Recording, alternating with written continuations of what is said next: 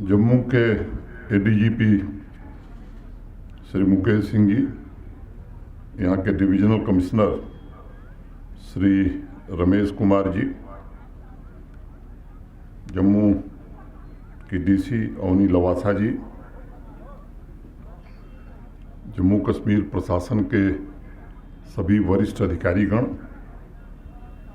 Relief commissioner Shri के सिद्धा जी, मेरे साथ काम कर रहे श्री अच्छे लाबरू जी, आज के इस पावन अवसर पर उपस्थित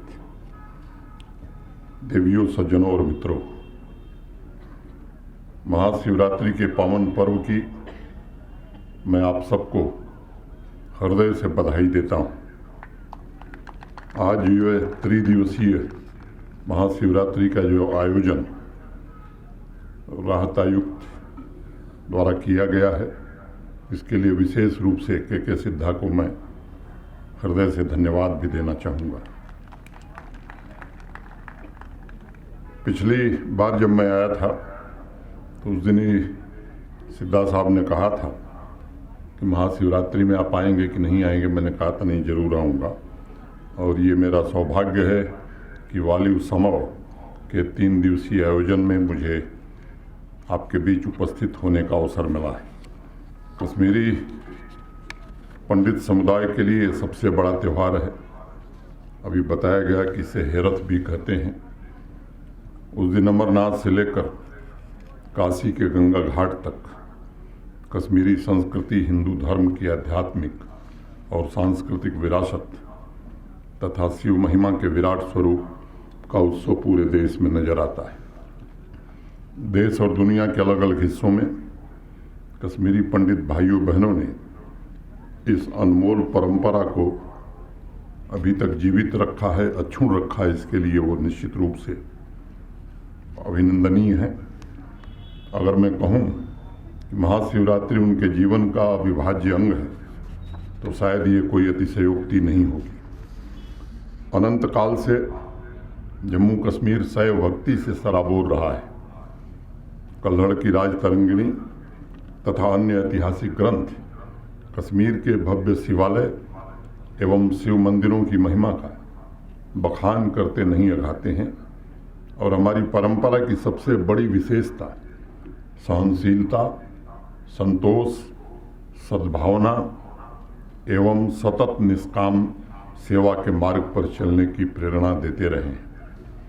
योगिनी ललेश्वरी ने लिखा है, सोय शिलाच है पीटस न तवटस, सोय शिलाच है उत्तम दीस, शिव छुय क्रूठ तच्चेन उपदेश। शिव स्वरूप की पहचान के लिए गहन साधना की आवश्यकता है, क्योंकि माया रूपी आवरण के कारण शिव स्वरूप की पहचान में अनेक कठिनाइयों का सामना करना पड़ता है। शिव स्वरूप के दर्शन के लिए भक्त को पूरी तरह से समर्पित भाव से साधना के पथ से गुजरना होता है। और इसलिए मैं समझता हूँ कि हमारी संस्कृति में त्यौहार, जागृति और आत्मविश्वास के भी उत्सव है। जैसा भगवान शिव स्वयं कहते हैं, उद्यमो भैरव, उद्यम ही भैरव है।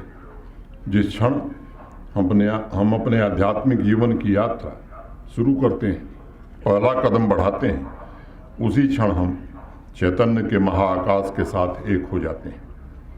रिलीफ एवं रिहेबिलिटेशन डिपार्टमेंट महाशिवरात्रि पूजा से संबंधित सभी सामग्री भी कश्मीरी पंडित परिवारों को उपलब्ध करा रहा है। ये निश्चित रूप से एक सराहनीय पहल है। महाशिवरात्रि के पावन पर्व को कश्मीरी पंडित परिवारों के साथ मनाने के लिए handicraft, handloom, khadi village industry, rural livelihood mission और अनेक डिपार्टमेंट्स के स्टॉल भी लगाए गए हैं। और इन सभी प्रयासों को मैं आध्यात्मिक, सांस्कृतिक, सामाजिक और भावनात्मक एकता के रूप में देखता हूँ। कश्मीर संभाग में जिन साथियों ने अपनी ड्यूटी ज्वाइन करी है, मैंने पिछली बार कहा था, उन सभी के वेतन और पीएम पैकेज एम्प्लॉइज के भी और अल्पसंख्यक कर्मचारियों के वेतन जारी कर दिए गए। महाशिवरात्रि पर्व को ध्यान में रखते हुए बिना किसी अंतराल के उन्हें पूरा वेतन दे दिया गया है। निर्माणाधीन आवास के जो प्रोजेक्ट हैं, मैं व्यक्तिगत रूप से इसकी चिंता कर रहा हूं कि तेजी से वो परियोजनाएं पूरी हो जाएं, ताकि बिना किसी समस्या के, बिना किसी दिक्कत के आप वहां रह सकें और अपनी जिम्मेदारियों का ठीक से निर्वहन कर सकें। इस अवसर पर मैं समस्याओं को नूतन तरीके से हल करने की पहल का भी उल्लेख करना चाहूँगा। रिलीफ एंड रिहेबिलिटेशन डिपार्टमेंट ने के सिद्धा के नेतृत्व में 4 तारीख को स्पेशल गवर्नेंस कैंप की शुरुआत की थी, ताकि अलग अलग रिहायशी स्थानों पर सभी लाइन डिपार्टमेंट से एक साथ इकट्ठे मिलकर सोशल सिक्योरिटी स्कीम का 100% सैचुरेशन कर सकें, सेल्फ एम्प्लॉयमेंट तथा स्किलिंग के कार्यक्रमों का संचालन कर सकें, स्पेशली एबल्ड लोगों की पहचान और उन्हें ऐड उपलब्ध कराना, जो नौजवान इंटरप्रेन्योर बनना चाहते हैं उनकी हैंड होल्डिंग के लिए इन कैंप्स द्वारा विशेष अभियान चलाए जा रहे हैं। मैं समझता हूं आम नागरिकों को बुनियादी सेवाएं सुलभ कराना किसी भी प्रशासन, संवेदनशील प्रशासन की प्राथमिक जिम्मेदारी है। पिछले 2.5 वर्षों में सेवा प्रदान करने की प्रणाली में अनेक बदलाव किए गए, ताकि हमारी ज़्यादा से ज़्यादा कोशिश है कि लोगों को घर बैठे सभी सुविधाएं उपलब्ध कराई जा सकें। अभी कुछ दिन पहले हमारे कार्यालय में एक कश्मीरी पंडित भाई का पत्र मिला। उन्होंने अपना डोमिसाइल सर्टिफिकेट नहीं बनवाया था। उन्हें जानकारी दी गई कि आप ऑनलाइन अप्लाई कर दीजिए, जल्द से जल्द सर्टिफिकेट मिल जाएगा। वो स्वयं हैरान थे कि इस गति से सर्विस डिलीवरी अब होने लगी है, बिना किसी भेदभाव के सभी नागरिकों तक पहुंचने की प्रशासन की प्रतिबद्धता इस बात को दर्शाती है। हमने कानूनी रूप से नागरिकों को निर्धारित सामान और सेवाएं समयबद्ध ढंग से हासिल करने के अधिकार देने की कोशिश कर रहे हैं, और मैं समझता हूं अच्छे प्रशासन, गुड गवर्नेंस की यही पहचान है। लगातार जनसेवा से संबंधित डिपार्टमेंट्स के कार्य में पारदर्शिता और जवाबदेही बढ़ाने के निरंतर प्रयास किए जा रहे हैं। अधिकांश सर्विसेज ऑनलाइन कर दी गई हैं। मैं जानता हूं कि सर्विसेज ऑनलाइन हो जाने के बाद भी सामान्य नागरिक को कठिनाई रहती है, और इसलिए अगला जो कदम है, ऑटो अपील मोड में 32-33 ऐसी सर्विसेज हैं जिनका वास्ता 90% से ज़्यादा लोगों के साथ है। उसमें से 3 सर्विसेज ऑटो अपील मोड में कर दी गई हैं। शेष जो 30 सर्विसेज हैं, हम कोशिश कर रहे हैं, IIT जम्मू और NIT के बच्चों को लगाया है, इसे भी हम ऑटो अपील मोड में करना चाहते हैं, और मैं आपको भरोसा देता हूं कि ये भी जल्द आने वाले महीने 2 महीने में हो जाएगा। इसका लाभ ये होगा कि आप पब्लिक सर्विस गारंटी एक्ट में कोई सुविधा आपको समय सीमा के भीतर अगर नहीं मिलती है, जो अधिकारी उस समय सीमा के भीतर नहीं देंगे, ऑटोमेटिकली आपकी दरखास्त स्विच ओवर कर जाएगी आप उनके उच्च अधिकारी के पास। मैं समझता हूँ ये एक बेहतर स्थिति बने, इसकी कोशिश हम कर रहे हैं। मैं सभी कश्मीरी पंडित भाई बहनों से आग्रह करूँगा कि लगातार आयोजित होने वाले स्पेशल कैंप का आप लाभ उठाइए। संबंधित डिपार्टमेंट्स लगातार इस बात का प्रयास करेंगे। व्यक्तिगत रूप से भी मैं चिंता करूँगा कि आपकी समस्या का तुरंत और प्रभावी समाधान हो। आप सभी के सुख दुख में जम्मू कश्मीर प्रशासन आपके साथ खड़ा है, आगे भी खड़ा रहेगा। अगर किसी कारणवश कोई ज़रूरतमंद प्रशासन तक नहीं पहुंच पाता है, तो सभी लाभ उनके दरवाजे पर पहुंचे, इसकी व्यवस्था करने की कोशिश हो रही है। एक बात और कहना चाहूँगा कि पिछली बार जब मैं आया था तो 2 बातें कही थी सिद्धा साहब। एक, इनके कम्युनिटी हॉल का ठीक ढंग से रिपेयर करा देना। इस कैंप के बाद आपसे मेरी अपेक्षा है कि अविलंब उसका एक DPR बन जाना चाहिए, और इन बच्चों के प्लेग्राउंड को बेहतर बनाना, ये दोनों काम आने वाले समय में हम सबको पूरा करना है। आज महाशिवरात्रि के 3 दिवसीय उत्सव की शुरुआत है, इसलिए ज़्यादा समय न लेते हुए मैं इतना ही कहूँगा, महाशिवरात्रि और हमारे आराध्य देव भगवान शंकर महादेव उन मूल्यों और आदर्शों के भी स्रोत हैं जिसने हजारों वर्षों से भारत के अस्तित्व को कायम रखा है। यह पावन उत्सव हमारे सर्वसमावेशी मूल्यों का भी प्रतीक है। मैं भगवान शंकर से आप सभी की सफलता, स्वास्थ्य, समृद्धि की प्रार्थना करता हूँ। एक बात और जोड़ूंगा कि श्री अमरनाथ यात्रा आने वाले दिनों में फिर प्रारंभ होगी। ये सच है, कठिन यात्रा है, दुष्कर यात्रा है। जितना ध्यान दिया जाना चाहिए था किन्हीं कारणों से नहीं दिया गया, मैं उसमें नहीं जाना चाहता, लेकिन अब हम प्रयास कर रहे हैं और आपको आज बताना चाहते हैं कि इस बार जब यात्रा होगी तो श्रीनगर के पंथा चौक पर श्री अमरनाथ श्राइन बोर्ड का आधा कार्यालय बनकर तैयार रहेगा। अगले साल वो पूरा हो जाएगा। उसमें 3000 श्रद्धालुओं के रुकने का प्रबंध होगा। उसमें एक रिप्लिका भी श्री अमरनाथ जी की होगी। वर्ष भर देश भर से जो लोग आएंगे उसे देख सकेंगे। भगवान शंकर का एक मंदिर भी होगा और नौजवानों को रोजगार से जोड़ने के लिए वहाँ स्किल डेवलपमेंट सेंटर भी स्थापित किया जाएगा। पिछले साल चंद्रकोट में एक यात्री निवास बन गया था। इस वर्ष यात्रा के पहले हम कोशिश कर रहे हैं कि 2 और यात्री निवास, एक वॉलनट फैक्ट्री के आगे और एक बालटाल में अस्थायी ढंग से बना दिए जाएं ताकि श्रद्धालु वहाँ रह सकें। जम्मू में भी प्रशासन ने श्री अमरनाथ श्राइन बोर्ड को भूमि दी है। आने वाले 5 महीने बाद उसका भी काम शुरू करेंगे। और एक बड़ी बात मैं कहना चाहता हूँ, एक दुर्भाग्यपूर्ण घटना हो गई थी पिछली बार यात्रा में। मैं स्वयं उस यात्रा के मार्ग पर गया था। मैंने कोशिश की है और मैं पूरी तरह से आश्वस्त हूँ कि जो सड़क है वो पूरी तरह से बनाई जा सकती है जिस तरह से 4 धाम यात्रा की बनी है। और पहलगांव से जो सड़क निकलती है वो पंचतरणी संगम टॉप होते हुए बालटाल तक भारत सरकार का NHIDCL उसकी प्रिलिमिनरी रिपोर्ट बना चुका है। मैं आश्वस्त हूँ कि इस वर्ष वो सड़क स्वीकृत हो जाएगी और आने वाले 4-5 वर्षों में पूरी तरह बन करके तैयार हो जाएगी ताकि देश भर के श्रद्धालु और जम्मू कश्मीर के लोग बाबा अमरनाथ का दर्शन कर सकें। हमारे यहाँ मैं समझता हूँ कि भगवान शिव को लेकर के जो आस्था है वो निश्चित रूप से अविस्मरणीय है, अकल्पनीय है। एक हिंदी के बड़े मशहूर कवि थे बिहार के, रामधारी सिंह दिनकर। एक उनकी कविता है हिमालय के प्रति जिसमें देश गुलाम था, वो आह्वान कर रहे हैं देश का आज़ादी के संघर्ष के लिए।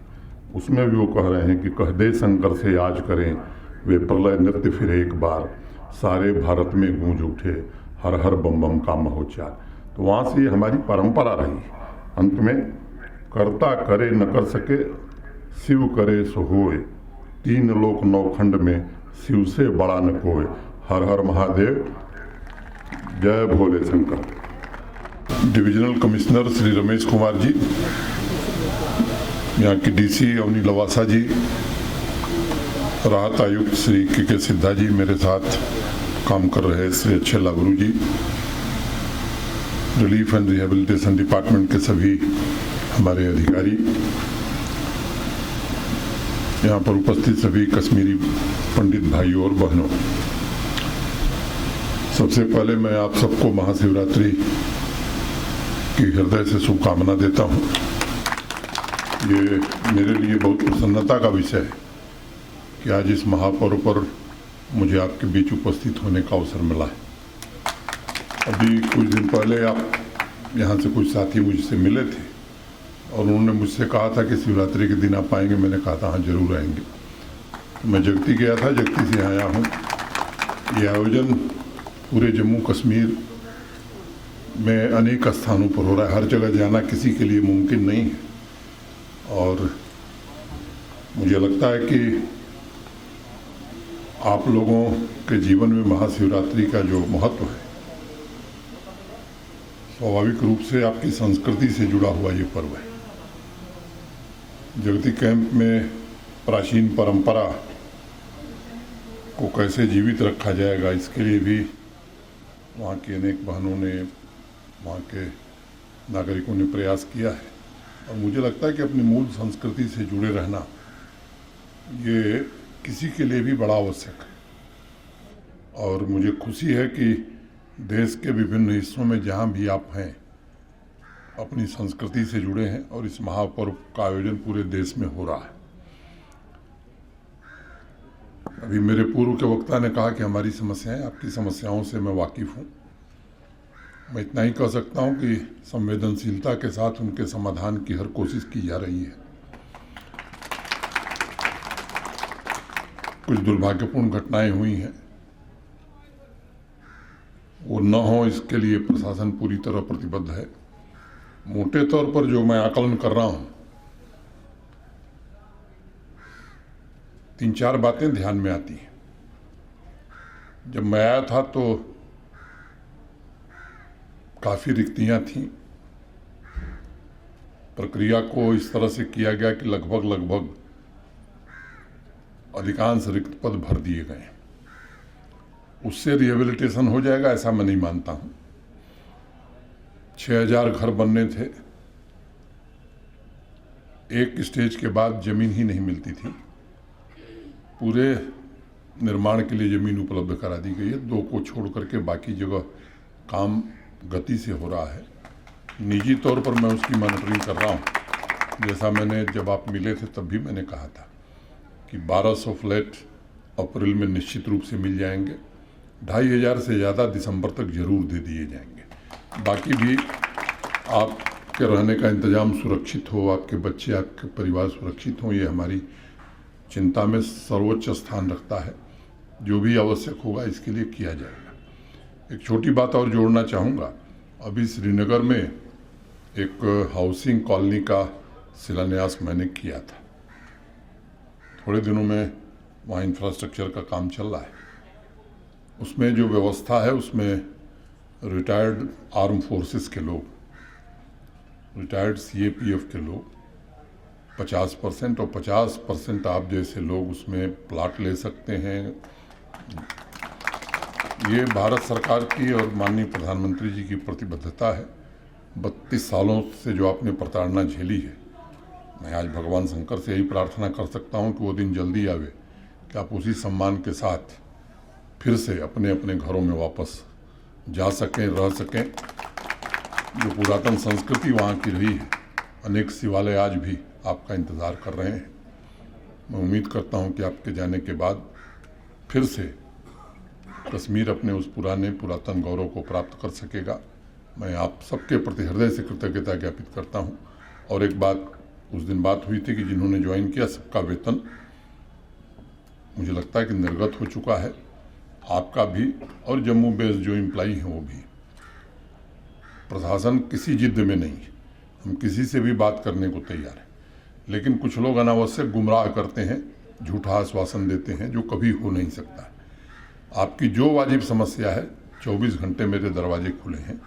पूरी संवेदनशीलता के साथ आपके समस्याओं के समाधान की ईमानदारी से मैं कोशिश करूंगा। ये मैं आज महाशिवरात्रि के दिन आपको वचन देता हूं और आप सबसे आग्रह करता हूं कि कोई कभी भी आपको लगे तो निश्चित रूप से आप बताइए।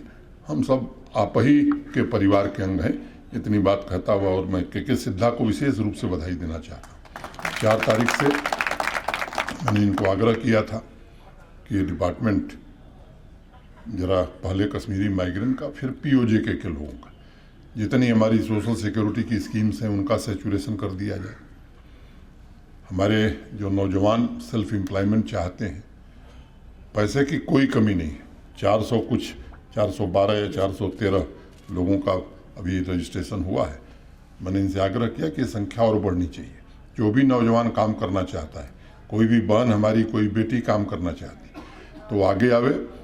पैसे की कमी नहीं होने दी जाएगी। जितने लोग आएंगे सबको धन उपलब्ध कराया जाएगा ताकि वो अपना काम कर सके। ऐसे ही रोजगार के लिए कुछ लोगों को आज नियुक्ति पत्र वहाँ दिया गया है। मैंने इनसे निजी तौर पर भी कहा है कि जो बच्चे इस तरह के हैं, देश में जो अच्छी कंपनियां काम कर रही हैं, प्रायोजित ढंग से उन्हें बुला करके कैंप लगा करके आपके रोजगार का भी इंतजाम किया जाएगा, सरकारी रोजगार के अलावा। मैं समझता हूं कि एक अच्छी पहल रिलीफ एंड रिहेबिलिटेशन डिपार्टमेंट ने शुरू की है और इस पहल का स्वागत होना चाहिए। कोई काम होता है तो हो सकता है कि उसमें थोड़ी कमी हो, आप उस पर ध्यान आकृष्ट करें कि साहब ये अगर और करेंगे तो ज़्यादा बेहतर होगा। तो हम संशोधन के लिए सदैव तैयार हैं। कोई पूर्णांक नहीं होता है, किसी में पूर्णता नहीं होती, सभी मनुष्य हैं और मनुष्य मैंने अगर पूर्णांक हो जाए कोई तो भगवान हो जाएगा, तो भगवान तो कोई है नहीं। लेकिन नीयत हमारी ठीक है, नीयत में कोई खोट नहीं है कि हम आपके साथ कोई राजनीति करना चाहते हैं, आपकी समस्याओं का समाधान नहीं करना चाहते हैं। ये बात मैं महाशिवरात्रि के दिन आपको कह सकता हूँ। इतनी बात कह के आप सबके प्रति मैं हृदय से कृतज्ञता ज्ञापित करते हुए भविष्य में जो कुछ हो आप सीधे बताइए। हमारे कार्यालय में अच्छे लाभरू हैं, सभी कश्मीर डिवीज़न के सभी जिलों में एक अधिकारी नियुक्त किया गया है। आप बताइए, निश्चित रूप से समाधान होगा। बहुत बहुत धन्यवाद, नमस्कार।